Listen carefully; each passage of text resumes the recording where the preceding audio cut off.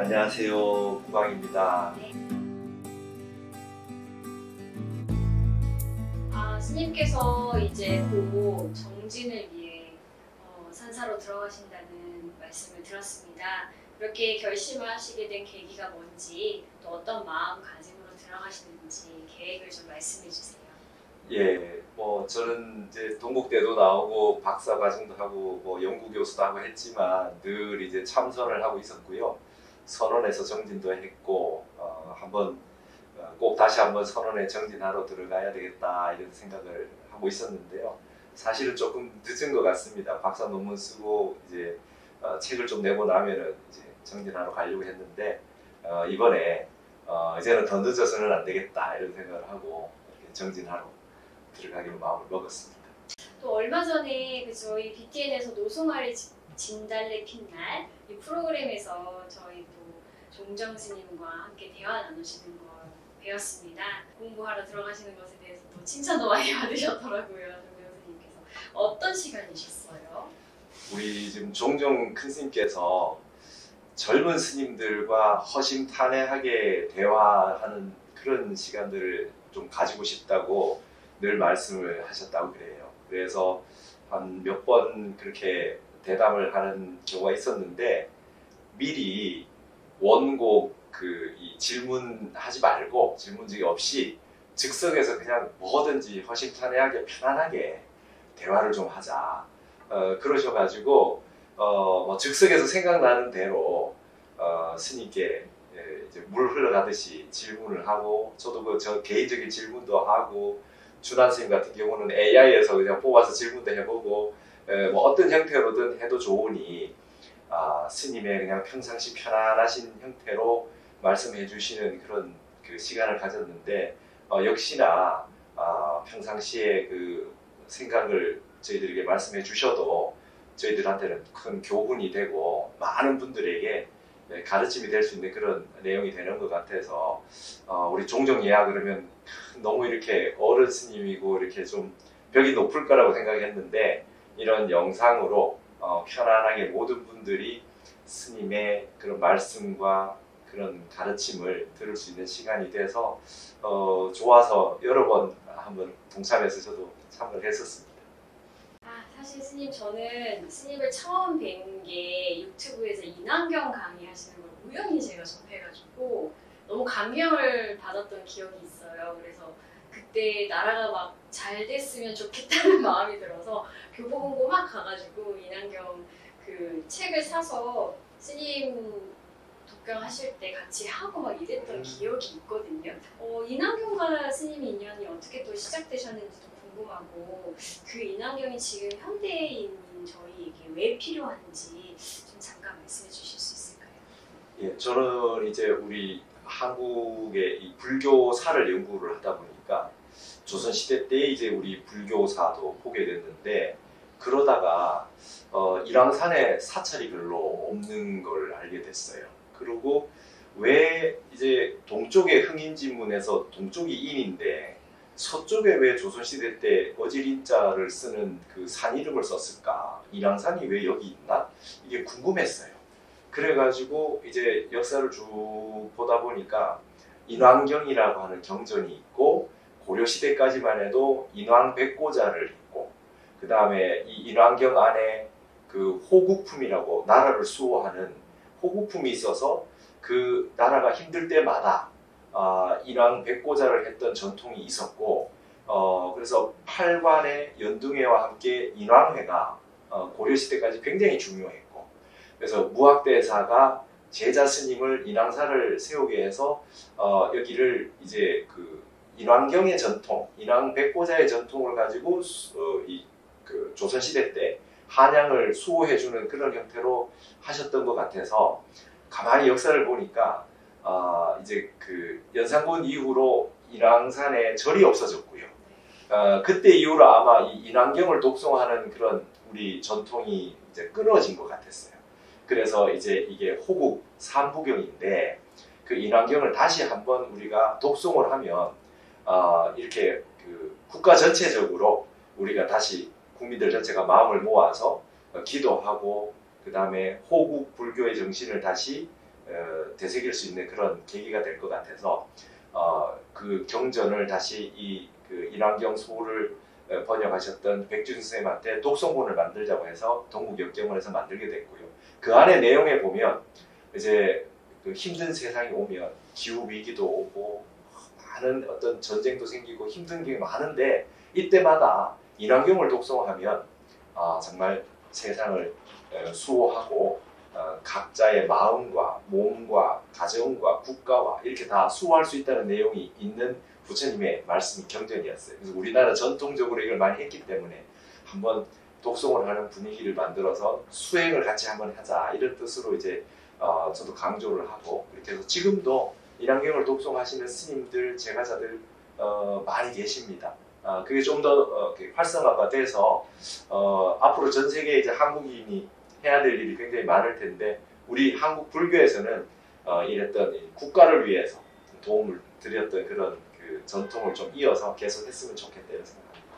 그럼 스님 그 인왕경 독송을 조계종 유튜브에 이렇게 게시를 해놓고 불자분들이 언제든지 들을 수 있게 이렇게 하는 거는 좀 어떨까요? 좋죠.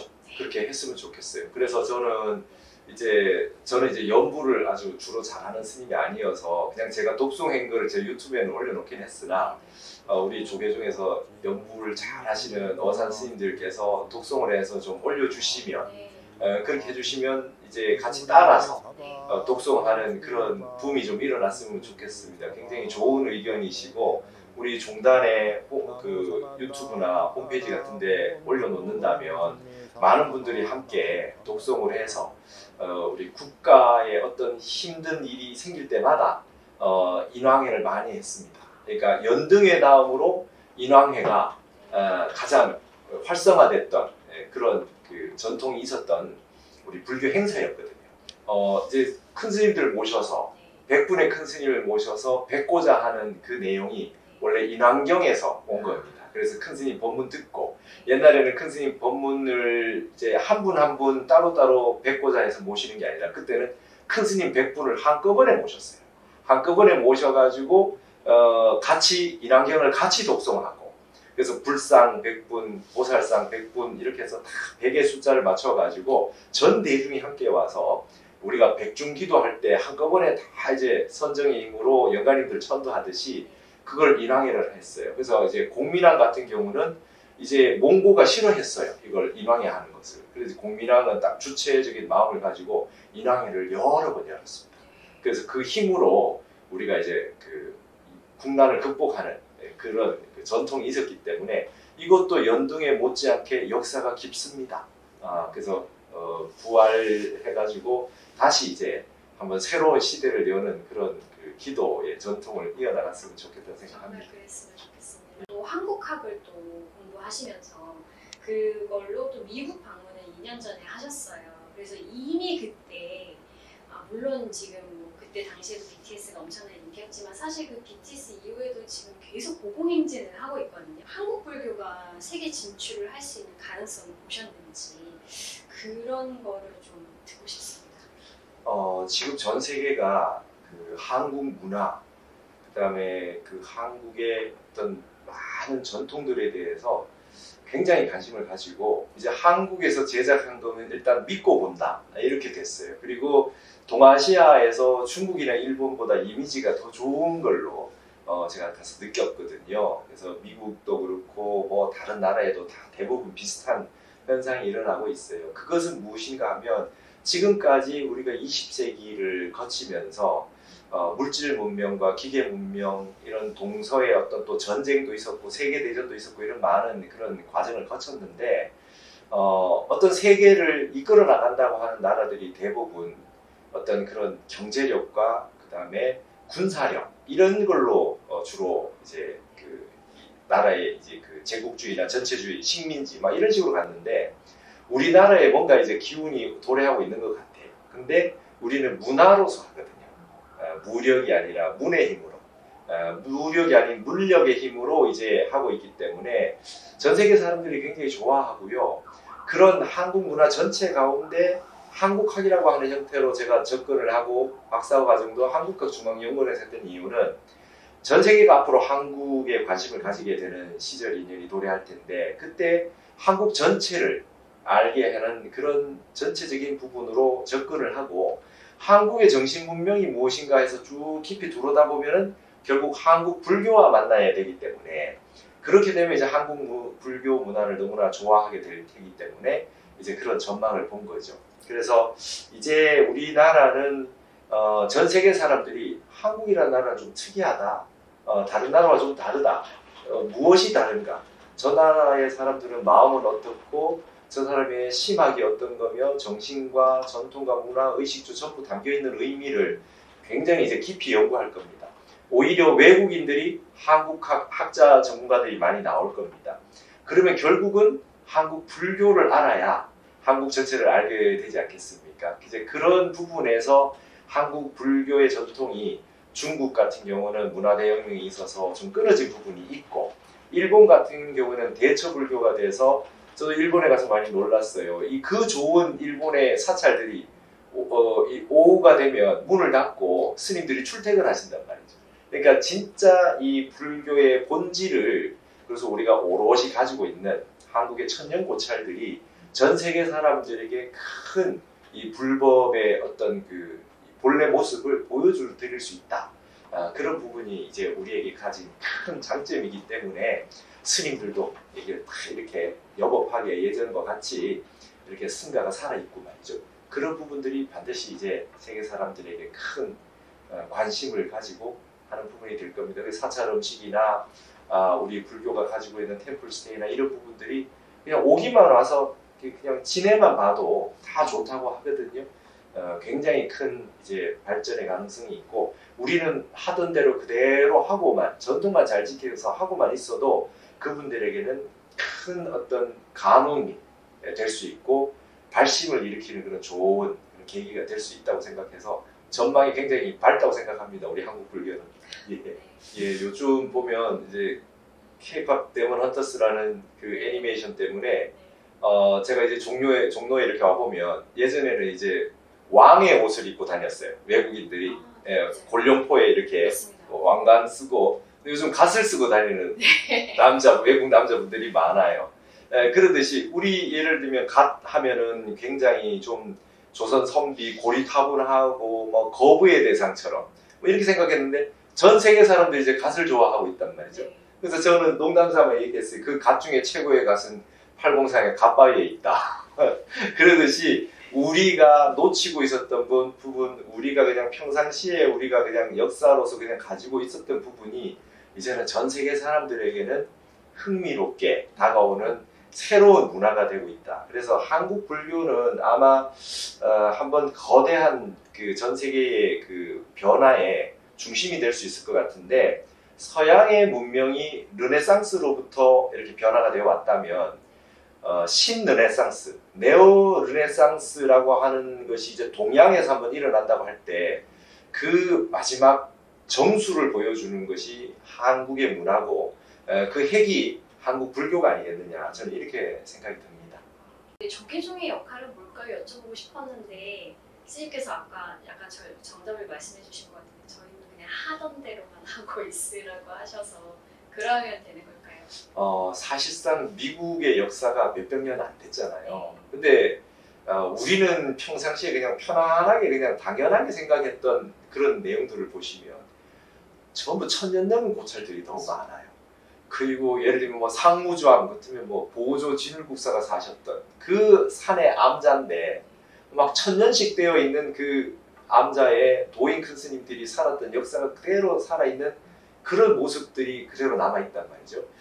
조만간에 우리 한국인들이 이제 어떤 걸 느끼게 될 거냐면 이탈리아 로마나 파리나 이런 어떤 세계적인 엄청난 외국인들이 많이 몰려오는 우리 앞마당에 우리 집 앞에 그냥 거리에 그분들은 그렇게 느낄 거 아닙니까? 우리 한국인들이 이제 그런 걸 느끼게 되는 날이 올 겁니다. 이 수천 년 된 이 역사와 문화가 담겨 있는 이곳이 그들에게는 새로운 어떤 이 문명으로 다가올 거기 때문에 우리는 지금까지 크게 이렇게 이렇게 두드러지게 안 한 것 같지만 이 엄청난 불교의 역사를 가지고 천년고차를 그대로 유지해 오면서 어느 법당에 가도 옛날과 똑같이 예불 하고 똑같이 향을 올리고 그 다음에 우리가 부처님 맞이를 올리고 이 문화와 전통을 다 지켜왔단 말이죠.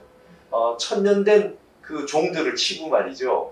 이런 것들 자체가 그리고 우리가 스님들 입고 있는 옷이 다 한복이고요. 먹고 있는 음식들, 살고 있는 집들 이거 전부 다 천년 넘은 그런 부분들이기 때문에 이거는 엄청난 세계 문화유산입니다. 그래서 이것 자체를 지금 잘 수도 없이 많은 전쟁과 고통스러운 그런 것들이 있었어도 우리가 지켜온 거 이거 하나만 해도 전 세계 사람들에게 박수를 받아 마땅하다. 저는 그렇게 생각합니다.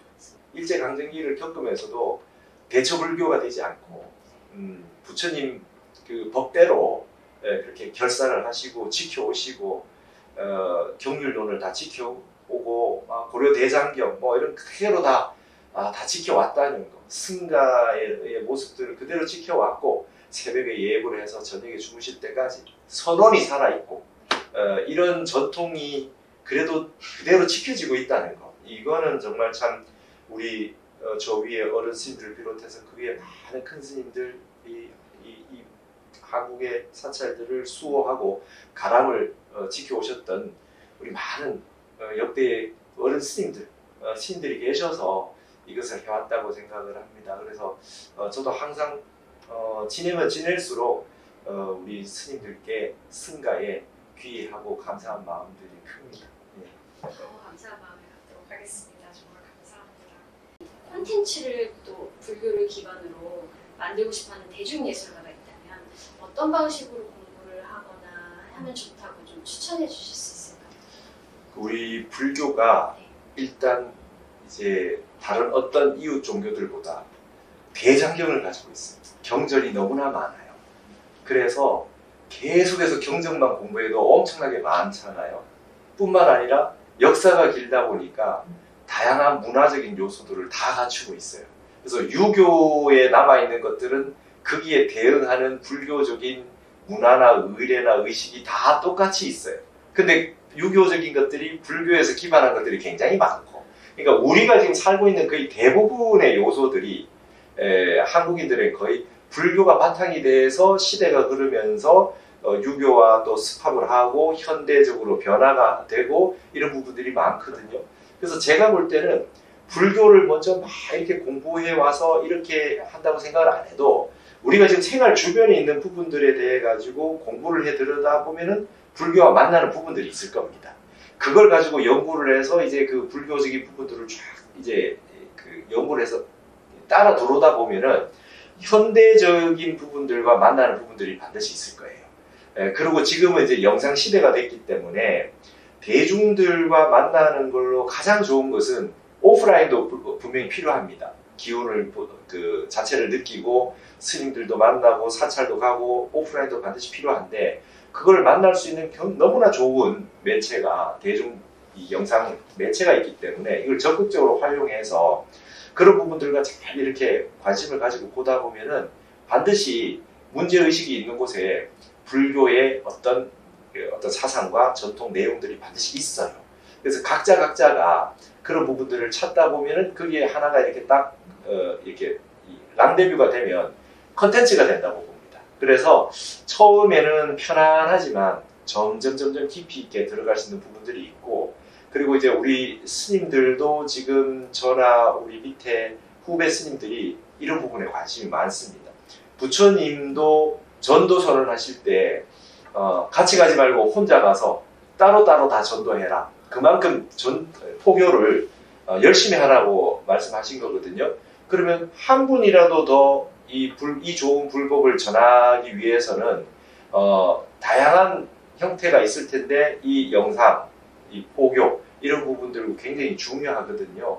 그래서 이런 부분들에 서로 이제 제가자가 있는 예술인들 이런 분들도 함께, 그리고 스님들도 어떻게 하면 이 좋은 불법을 알려줄 건가 이렇게 해서 같이 노력해서 나가면 좋을 것 같습니다. 그래서 지금은 젊은 사람들, 그 다음에 외국에 있는 수없이 많은 사람들과 서로 소통될 수 있는 방식으로 우리 불교 컨텐츠를 어떻게 표현해야 될지를 연구를 많이 하고 그래도 젊은 분들이 그래요. 불교는 강요하는 게 없고 열려 있다 이런 얘기를 요즘 많이 듣습니다. 그래서 우리 이 조계종의 우리 그 많은 어른 스님들과 많은 스님들과 더불어서 불자 여러분들이 많은 이 불교적인 내용들을 세상에 좀 좋게 알렸으면 좋겠다 생각하고 일주문을 앞으로 저 길게 쭉 빼줘야 됩니다. 일주문을 쭉 빼줘서 쉽게 들어올 수 있게 쉽고 이해하기 쉽게 들어와서 그 안에서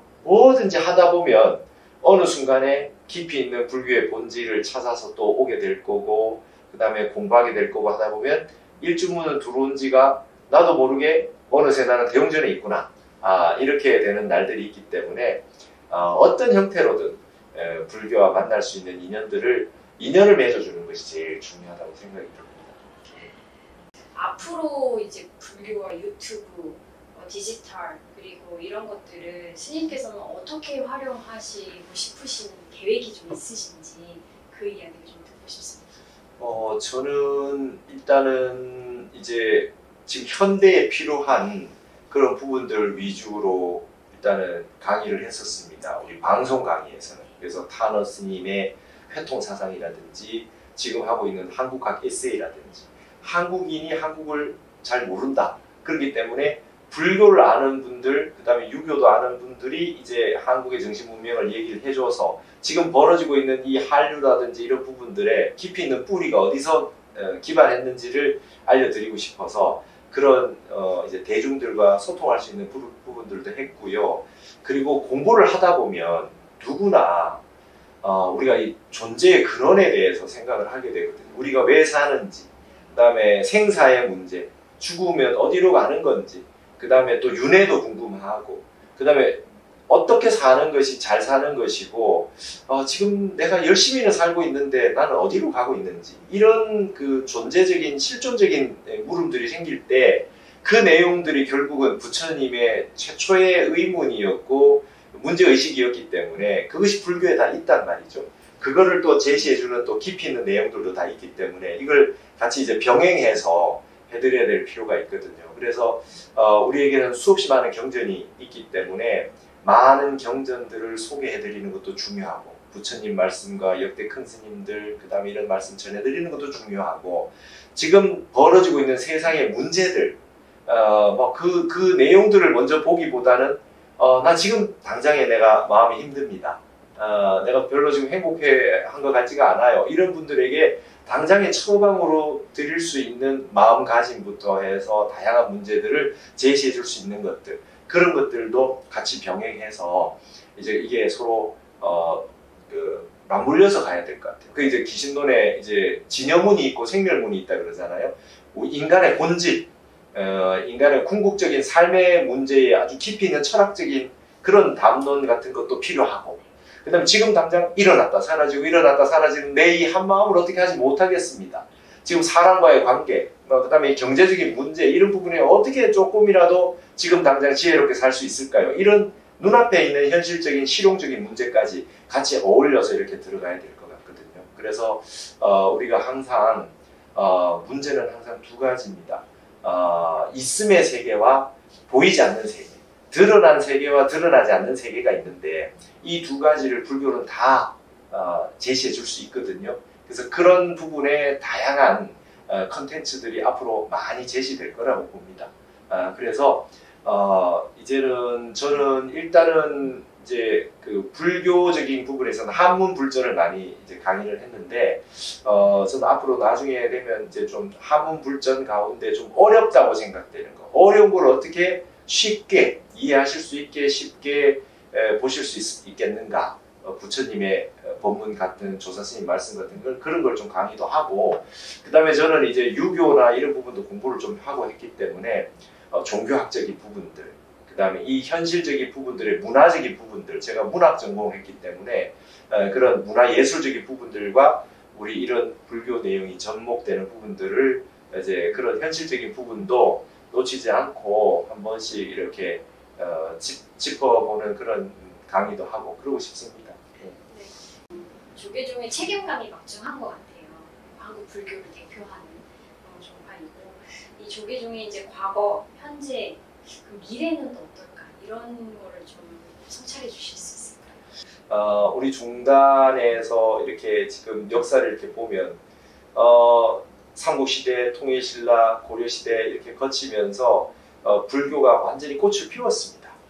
그래서 이제 원효대사가 새벽이면 보조국사가 중천에 해가 떴고 그게 이제 조선으로 넘어오면서 이제 이 불교가 유교로 이렇게 바뀌면서 서산대사가 이제 해가 서쪽으로 졌다. 이래가지고 우리가 이제 구한말이 되면 경허 스님이 이제 텅 비어서 이제 그렇게 이제 불교가 좀 쇠퇴했다. 이런 얘기를 하거든요.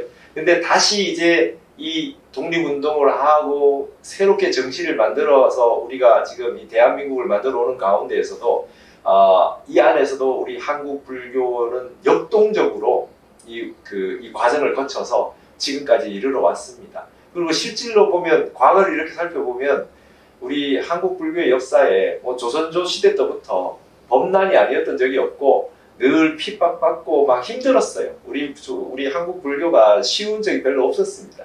그럼에도 불구하고 이 근본 정신을 우리가 가지고 있었기 때문에 이게 불교가 무엇이냐, 부처님의 법이 무엇이며 인간이 어떻게 살아야 되느냐.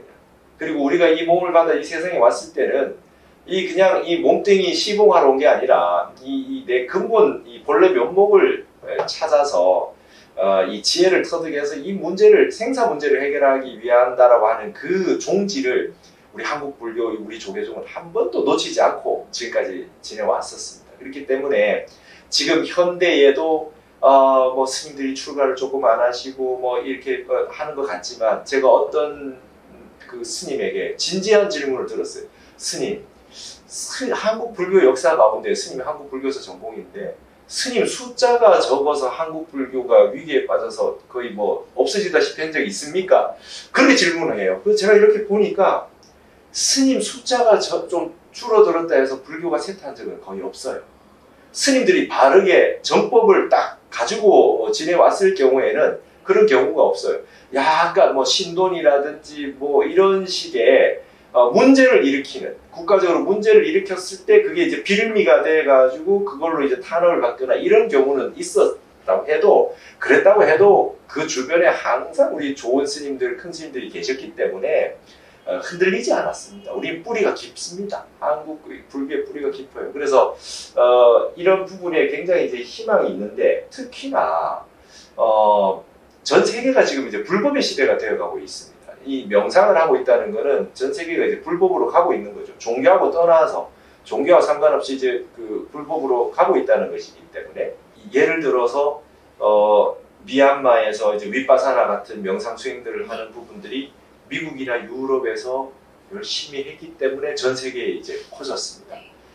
그리고 남방 불교에 있는 이 빨리어 경전 같은 게, 인도가 영국이 식민지를 당했지만 결국 영국이 이 빨리어 경전을 가지고 와서 옥스퍼드 같은 데서 이제 빨리어 그 경전 학회가 생겨가지고 전 세계에 이제 보급을 한 거예요. 그러니까 사실은 어떤 핍박을 한 것 같지만, 그들이 식민지를 이제 점유해서 뭐 이렇게 한 것 같지만 결국 정신 문명을 가져간 거예요.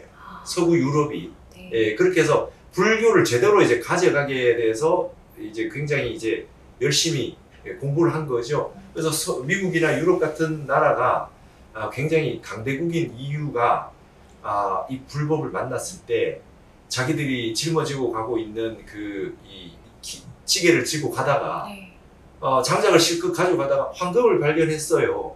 그러니까 과감하게 황금을 취할 줄 알았다는 거예요. 그래서 이제 불법이 전 세계적으로 이렇게 퍼질 수 있는 그런 이제 기반이 조성이 됐단 말이죠. 그래서 이런 형태가 됐으면 앞으로는 불법이 지금보다 10배, 100배 더 발전하리라고 봅니다. 종교라고 하는 형태는 조금 쇠퇴할 수 있어요. 그러나 누구나 마음을 닦아야 되겠다. 수행을 해야 되겠다. 내 마음을 해결하는 쪽으로 와야 되겠다. 이제는 이 전 세계가 농업혁명, 산업혁명, 뭐 정보혁명, 민주혁명 다 있었지만 이제는 마음혁명의 시대가 왔어요. 그래서 이런 형태로 가게 돼 있기 때문에 이럴 때 한국 불교는 늘 이 근본에 이 마음이라고 하는 일체유심의 어떤 이 아주 핵심을 가지고 한국 불교가 지금까지 왔기 때문에 앞으로 이제 불법의 시대가 한번 열릴 때 한국의 우리 불교가 큰 역할을 할 수 있고 우리 미래가 굉장히 밝을 거라고 생각이 듭니다. 전 세계가 종교를 떠나서 거의 뭐 선불교고 선종 같아요 지금. 네. 근데 우리 대한불교 조계종이 선종이잖아요. 네. 그래서 트렌드에 맞다. 앞으로 우리 한국 불교가 크게 지금까지는 티베트 불교나 우리 대만의 스님들이나 굉장히 활동을 많이 해주셨는데 이제 그 바톤을 이어받아서 한국 불교가 큰 역할을 할 때가 머지않았다. 뭐 저는 그렇게 생각합니다.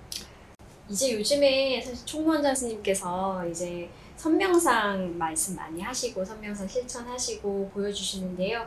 스님께서는 선명상에 대해서 어떻게 생각하시는지?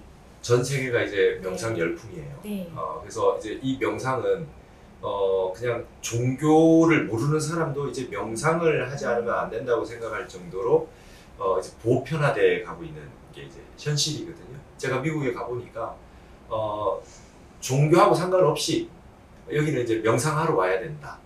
이렇게 해서 휴가철이 되면 전부 명상을 하러 가는 게 약간 지성인들, 그 다음에 이제 대학생들도 필수고 하고, 그 다음에 약간 그 프로페셔널한 직업을 가진 사람들은 거기 명상하러 명상센터 가봤느냐, 뭐 이런 것이 필수 코스처럼 돼 있어요.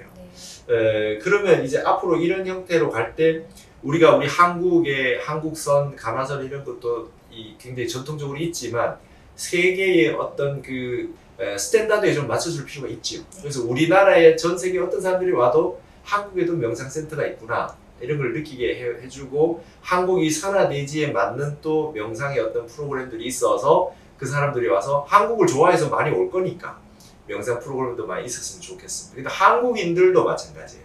한국인들도 이제 명상을 하게 되면 얼마나 이제 좋은 일이 생기겠어요. 그래서 지금 가만히 보면 이게 전 세계 인구 그리고 한국인의 한 30%만 명상을 한다면 이게 세상이 바뀌는 거죠.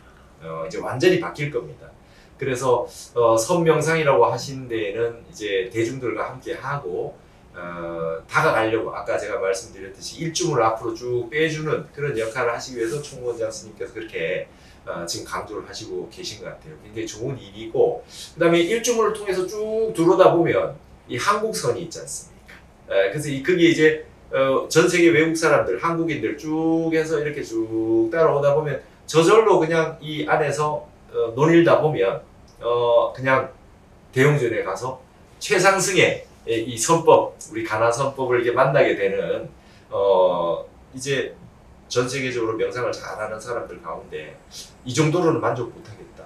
부처님은 어떤 그 경지에 도달하셨는지, 어느 정도의 선정에 드셔가지고 어떻게 생사를 해탈하셨는지 그런 수행을 본격적으로 저는 또 깊이 용맹스럽게 하고 싶습니다라고 하는 분들이 생길 겁니다. 그럼 한국에 있는 사찰에 와서 용맹정리 프로그램에도 참석하고 안거도 나고 화두도 들고 법거량도 하고 이러는 그런 과정들까지 우리가 풀코스로 다 장착을 하고 있어야 된다고 보거든요. 그래서 선명상이라고 하는 것으로 사람들에게 많이 다가가는 것이 굉장히 중요하고요. 그리고 우리는 우리 근본 또 우리의 그 한국 불교의 아주 중심적인 선수행법들을 잘 지키고 전승해야 될 필요도 있고 그렇습니다. 스님께서 실천하시는 일상 속에 왜냐면 굉장히 바쁘시잖아요. 촬영도 많으시고 강의도 많으셨고 틈틈이 어떻게 일상 속에서 선명상을 실천하셨는지 노하우 한 개만 소개시켜 주실 수 있을까요? 저는 이제 그 실제로 이제 명상 프로그램이라고 하는 예를 들면 미얀마라든지 아니면 명상 프로그램 이런 부분을 직접적으로 많이 하지는 않았어요. 저는 가나선을 합니다. 화두 참선을 하는데 제가 출가해서 처음 모셨던 분이 조계종 10대 종정이셨던 해암 큰 스님, 해짬차 큰 스님을 시봉을 하고 스님께서 늘 공부하다 죽으라 하셨어요. 참선하다가 수지 받는 장사는 참선밖에 없다. 그러셔가지고 저도 이제 늘 참선을 해야 되겠다 생각을 하다가 동국대에 이제 입학을 해서 또 교학도 보고 경전도 보고 하는데 어떻게 하면 이걸 공부하다 죽으라는 말씀을 이렇게 실천할 수 있을까 생각을 해서 그래서 제가 이제 만들어낸 말이 연공책이라고 하루도 빠지지 않는 연공, 이어서 하는 공부가 세상에서 가장 귀하다. 이런 말을 제가 하나 만들어가지고 매일 하루에 선원에 가도 한 타임이 50분이거든요. 어디에서 그 어떤 장소에서 무엇을 하건 간에 하루에 한 번은 반드시 50분씩 참선을 하자라고 하는 걸 가지고 저 혼자 했어요. 그래서 동국대 다닐 때도 했고 뭐 시간이 없어가지고 동국대 수업 비는 시간에 정각원에서도 하고 남산에 가서도 하고 그런 식으로 계속 했고 또 선원에도 다녔고 정진도 했고 또 나와가지고 박사과정도 다니고 뭐 지금 강의도 하고 이렇게 했지만 하루도 안 빠지고 참선하는 거를 제 기본적인 그 저와의 약속으로 삼아서 이제 올해가 저는 이제 매일 저 화두 참선을 하는데요. 하루도 안 빠지고 한 게 이제 올해 20년 넘었습니다. 그래서 이제 만일 연공 일단은 30년은 해야 되겠다. 옛날에 우리가 만일 참선회가 있었습니다. 망월사에서 용성 스님께서 시작을 하셨고 우리 건봉사 같은 경우는 만일 연불회가 있었고요. 일단 30년 하자. 만일 하자. 이런 게 있었어가지고 우리 그것도 이제 수행 가풍이거든요. 전통이 있거든요. 그래서 매일매일 참선을 그렇게 하는 걸로 실천해 왔고요. 2년 닿는 분들에게 제가 강의하는 어디에 가서라도 108일부터 하셔가지고 1년, 3년, 부처님이 6년 고행하셨으니까 6년을 한번 해보고 공부가 됩니다, 안 됩니다 얘기하자. 부처님도 전생에 다 깨달으시고 수기 받고 서가모니라는 이름도 다 받으셨는데도 이 생에 다시 오셔가지고 6년 고행을 하셨으니까 우리가 하루에 한 번이라도 정진을 해서 부처님 하셨던 6년이라도 기분 해보자. 이렇게 해서 많이 해가지고요. 제가 생각하기에는 그 한 연공에 지금 저는 이제 정진하러 들어가기 위해서 이제 밴드를 이제 해체했어요. 근데 최근까지 한 3,000명 정도 연공 밴드 회원들이 있었습니다. 오프라인에서는 한 번도 안 만나고 그냥 각자 공부하는 걸 어떤 수행도 좋다. 어떤 수행도 좋으니까 매일 공부한 거를 자기 점검을 하자. 그 대신에 매일매일 자기 집에 좌복 하나는 다 가지고 1인 1좌복을 갖고 정진을 하고 그 다음에 내가 지금 공부하는 이 시간에도 스님을 비롯해서 많은 도반들이 전국에서 그 어느 장소에서건 정진하는 분이 있으니까 외롭지 않게 그렇게 공부를 하자 이렇게 해가지고 해서 최소 제가 생각엔 1000명 이상은 매일 지금 정진을 하고 계시고 10년 이상 된 분도 굉장히 많고 그래서 제일 오래된 분이 한 15년 되신 분들이 있는 것 같습니다. 제가 한 5년 될 때부터 하자고 해가지고 우리 저 도반이신 보살님들, 거사님들, 스님들 많이 있습니다. 그래서 그렇게 해왔고요. 근데 제가 이제 하다 보니까 바빠지고 하니까 저의 수행 시간이 이제 예전에는 뭐 1시간만 하고 말지 않았지 않겠습니까?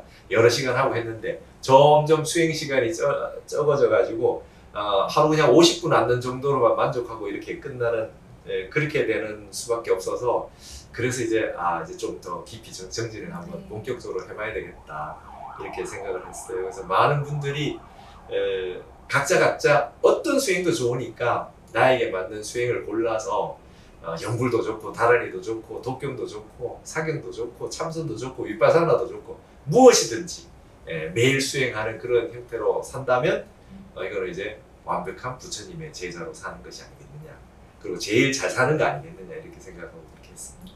마지막 질문으로 스님께서 이제 공부하러 들어가시면 저희는 어떤 공부를 하고 있을까요? 이렇게 여쭤보려고 그랬거든요.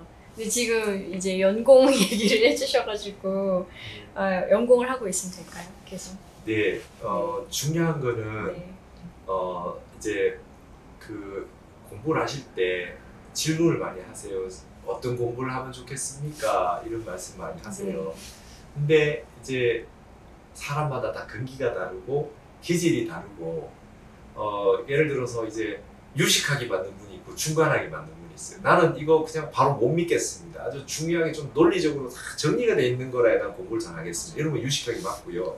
복잡한 거 싫습니다. 너무 따지는 거 싫습니다. 그러면 중간에서 바로 그냥 공으로 들어가서 바로 그냥 정진하는 게 좋습니다. 이런 분이 있고요. 나는 참선이 좋습니다. 이런 분들은 다 그냥 참선만 부처님 참선하셨잖아요. 이렇게 좋은 거. 그러니까 자기마다 맞는 게 다르기 때문에 조금 여러 가지를 해보셨으면 좋겠습니다. 100일씩이라도. 그렇게 하셔가지고 나에게 맞는 걸 찾는 게 중요한 것 같아요. 그래서 제가 그런 질문 하시는 분한테 그럽니다. 오늘 점심 뭐 드시겠습니까? 메뉴를 뭘 고르시겠습니까? 그걸 저한테 물어보시면 되겠습니까? 내가 먹어보고 이것도 먹어보고 저것도 먹어보고 해서 내 입맛에 맞고 내 몸에 맞는 걸 찾았었으면 좋겠다. 네. 그래서 그걸 찾아가지고 여러 개 찾다가 딱 맞다. 아, 나 이거 하니까 너무 좋더라.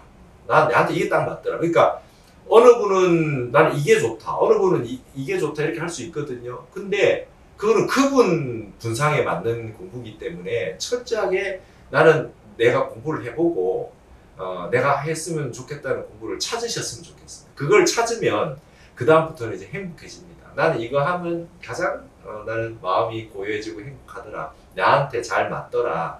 이런 공부를 찾으셔가지고 그걸 꾸준하게 해서 이 세상 마치는 날 아침에 이 생에 끝나기 전에 내 공부 한번 하고 저승에 간다. 뭐 이거 하면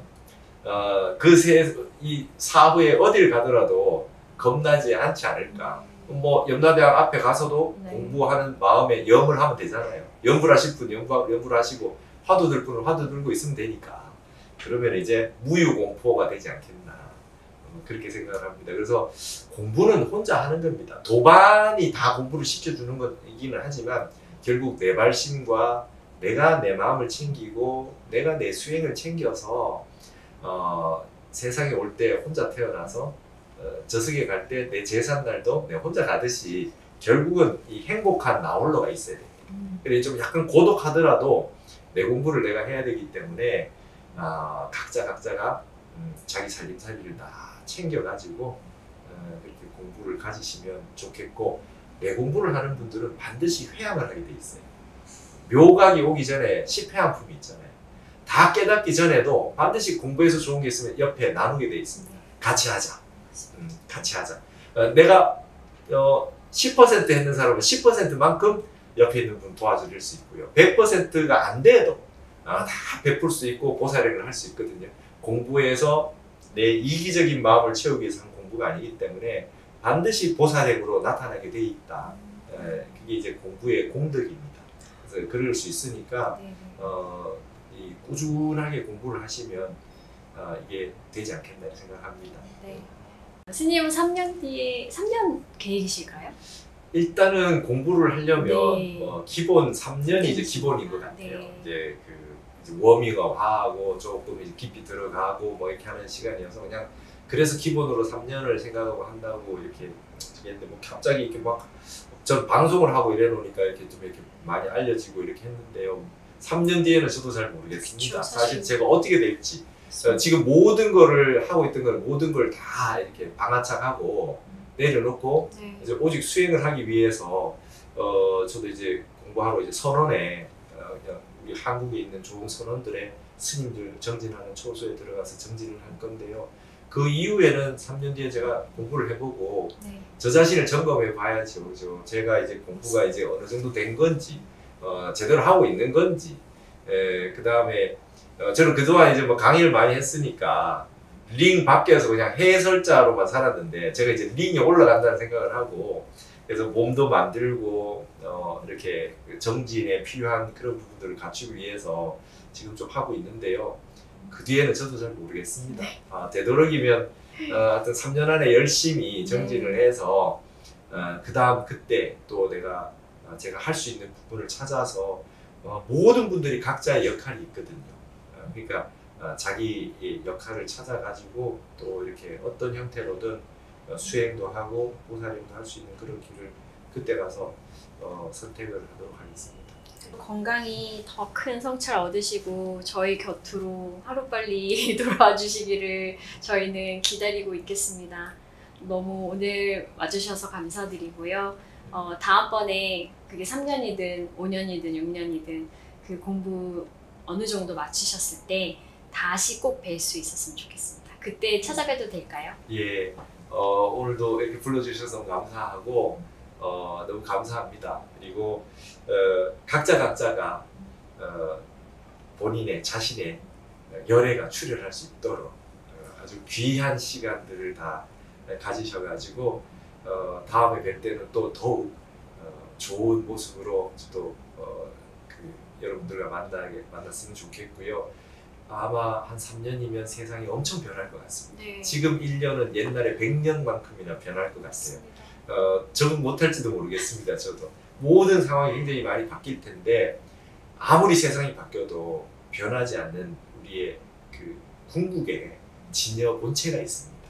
그래서 그거를 놓치지 않는다면 막 이렇게 흘러가더라도 우리의 궁극적인 뿌리가 흔들리지 않고 우리 중심이 잡혀져 있다면, 그렇다면 겉으로 모습은 어떤 식으로 바뀌어도 우리는 멋진 부처님 제자로서 이 생에 멋진 한국인으로서 잘 살고 있지 않을까 이런 생각을 합니다. 오늘 이렇게 불러주셔서 너무 감사합니다. 감사합니다, 선생님. 조심히 들어가세요. 고맙습니다. 네. 수고하셨습니다.